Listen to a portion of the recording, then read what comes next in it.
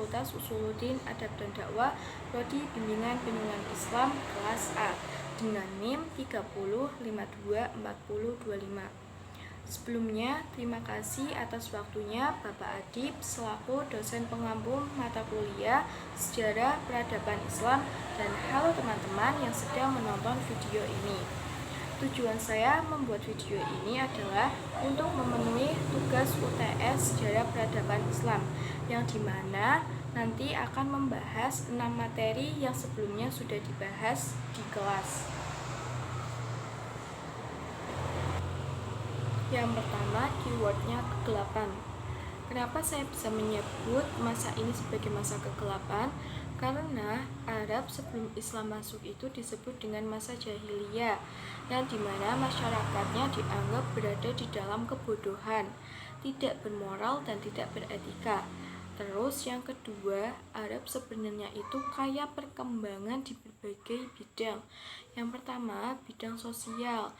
Tetapi di bidang sosial ini, zina itu termasuk hal yang tidak memalukan, bahkan disebarluaskan di masyarakat. Terus poligami dijadikan sebagai norma.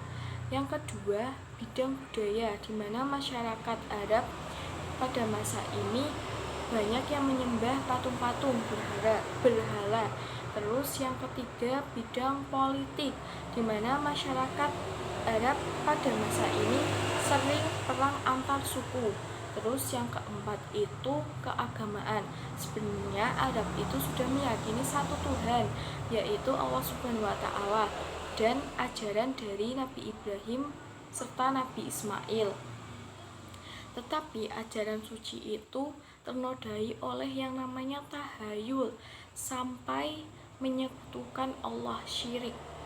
Terus yang kelima itu ekonomi. Nah, pada masa jahiliyah dikenal dengan bisnis dan perdagangannya. Perekonomian Arab di negeri Yaman itu sangat berkembang, bahkan sangat berkembang luas. Tetapi berkembang luas di bendungan Maghrib, di mana perekonomian di situ itu sangat berkembang luas, sangat pesat perkembangannya. Tetapi masyarakat di situ tidak bersyukur dan malah meninggalkan ketaatan kepada Allah, sehingga Allah menghancurkan bendungan Maghrib tersebut. Nah, itulah mengapa saya menamakan masa ini sebagai masa kegelapan, karena pada masa ini masyarakatnya tidak bermoral dan tidak beretika, serta mereka kurangnya ajaran agama. Jadi menyebabkan mereka begitu bertindak sesuka hati dan tidak mengerti ajaran agama. Begitulah pembahasan materi yang pertama. Oke, kita lanjut pembahasan materi yang kedua. Oke, pembahasan kedua, keywordnya hijrah. Kenapa hijrah? Karena perpindahan dari Mekah ke Madinah, yang dimana Mekah itu menjadi tempat penganiayaan Nabi Muhammad dan pengikutnya. Tetapi setelah itu tiba di Madinah, Nabi Muhammad berhasil membentuk komunitas Islam dan membangun Masjid Nabawi, yang dimana sebagai tempat kumpul komunitas tersebut.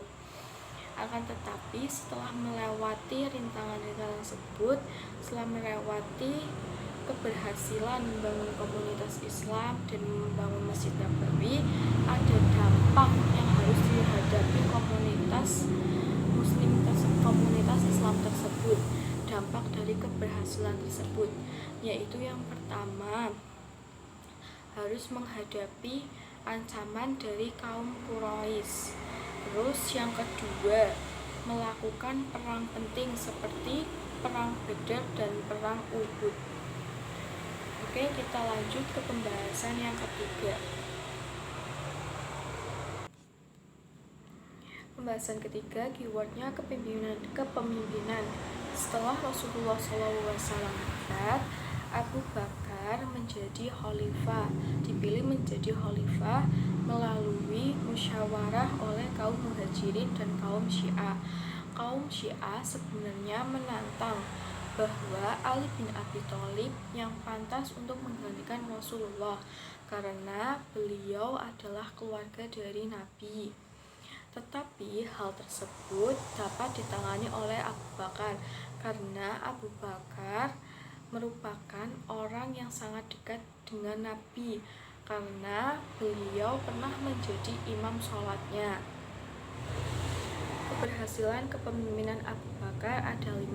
Yang pertama, Abu Bakar melaksanakan keinginan Nabi Muhammad SAW yang belum terlaksana, yaitu mengirimkan pasukan di bawah pimpinan Usomah ke perbatasan Syria. Yang kedua, yaitu menghancurkan kaum Hudud. Yang ketiga, menangani orang-orang yang tidak mau membayar zakat. Yang keempat, penyebaran kekuasaan Islam keluar Arabia. Yang kelima atau yang terakhir itu mengumpulkan ayat-ayat Al-Quran menjadikan mushaf. Setelah Abu Bakar wafat pada tanggal 23 Jumadil Akhir tahun 13 Hijriah, pemilihan khalifah kedua yang dipimpin melalui musyawarah syura, di mana para sahabat menentukan pemimpin yang terbaik, yaitu Umar bin Khattab. Keberhasilan kepemimpinan Umar bin Khattab ada 5.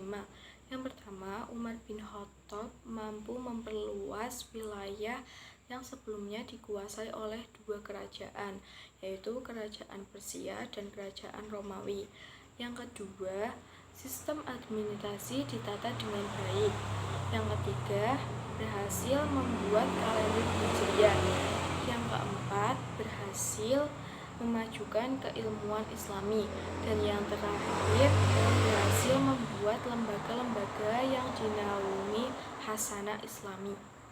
Pembahasan keempat yaitu keywordnya adalah tantangan.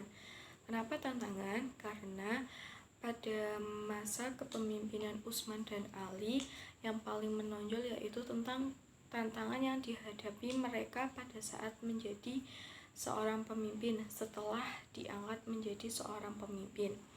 Nah, yang pertama yaitu tantangan Utsman. Tantangan pada masa kepemimpinan Utsman yang paling menonjol yaitu nepotisme, kasus korupsi. Khalifah melakukan nepotisme dalam penyaluran dana al-khumus, 1/5 dari harta perampasan perang kepada Abdullah bin Sa'ad, Marwan bin Hakam, dan Al-Haris bin Hakam. Tindakan ini menimbulkan kontroversi dan kritik terhadap Utsman karena dianggap tidak adil dan tidak transparan. Nah, setelah itu Utsman wafat pada usia 82 tahun dan digantikan oleh Ali bin Abi Thalib. Pada masa kepemimpinan Ali bin Abi Thalib juga terdapat tantangan tantangan terbesar yang dihadapi oleh Ali. Tantangan yang pertama yaitu Perang Jamal pada 656 Masehi. Tantangan terbesar yang dihadapi Ali yaitu tantangan perang ini, karena perang ini adalah konflik bersenjata antara pasukan Ali dan pasukan yang dipimpin oleh Aisyah, At-Talha, dan Zubair, 3 orang terdekat baginda Nabi Muhammad SAW yang merasa tidak puas dengan pilihan Ali yang tidak menghukum pembunuh Utsman. Karena Utsman wafat karena dibunuh oleh sekelompok pemberontak pada saat membaca Al-Quran. Nah, tantangan kedua yang dihadapi oleh Ali yaitu Perang Siffin pada 657 Masehi. Tantangan ini antara pasukan Ali dan pasukan yang dipimpin oleh Muawiyah bin Abi Sufyan, gubernur Syam. Nah, tantangan yang terakhir yaitu fitnah, perpecahan internal. Selama masa pemerintahannya, Ali menghadapi perpecahan internal yang mendalam di kalangan umat Islam. Perpecahan ini yang dikenal sebagai fitnah. melibatkan berbagai kelompok yang saling berselisih mengenai kepemimpinan dan arah kebijakan pemerintahan. Terus selanjutnya pembahasan kelima. Pembahasan kelima yaitu keywordnya adalah penyebaran. Setelah berakhirnya Khulafaur Rasyidin, sistem pemerintahan dilanjutkan oleh Bani Umayyah.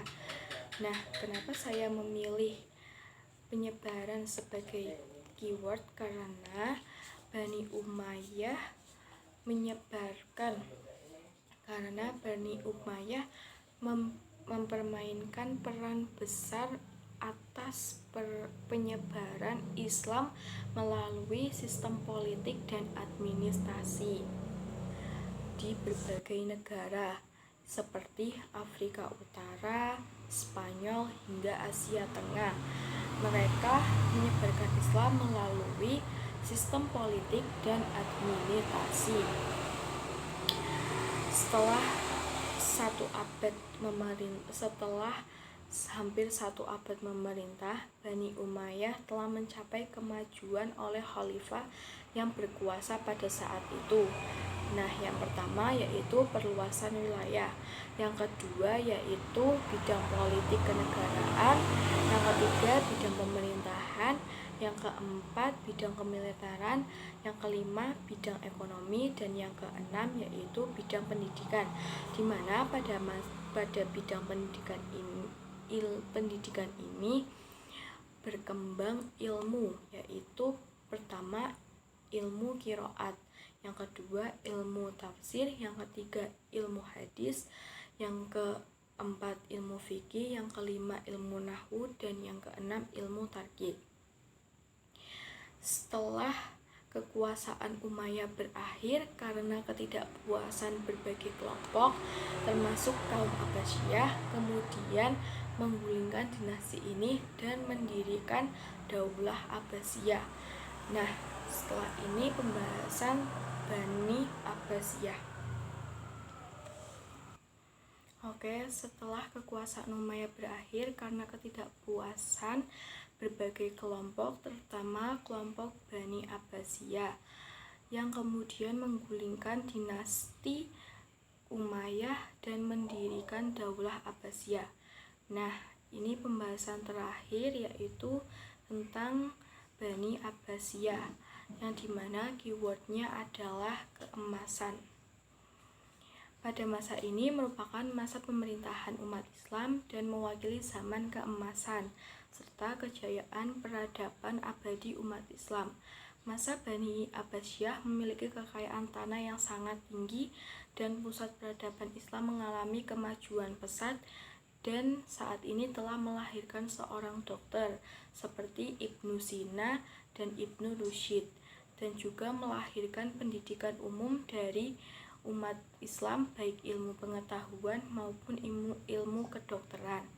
Nah, ilmu pengetahuan di sini mencangkup ilmu agama, ilmu tafsir, ilmu kalam, filsafat Islam, dan ilmu tasawuf.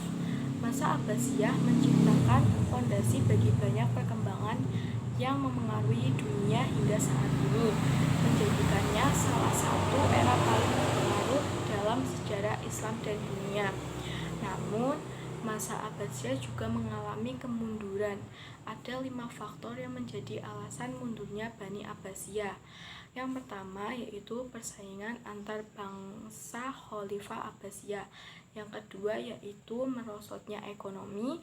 Yang ketiga konflik keagamaan. Yang keempat perang salib. Dan yang terakhir yaitu perang bangsa Spanyol.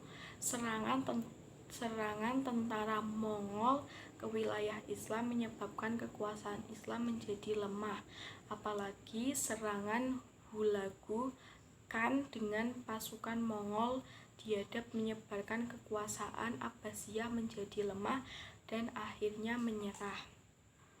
Nah, sudah sampai di ujung video. Tadi pembahasan 6 materi menurut yang sudah saya pelajari. Saya berterima kasih dan mohon maaf bila ada kata atau penjelasan yang kurang jelas. Wassalamualaikum warahmatullahi wabarakatuh.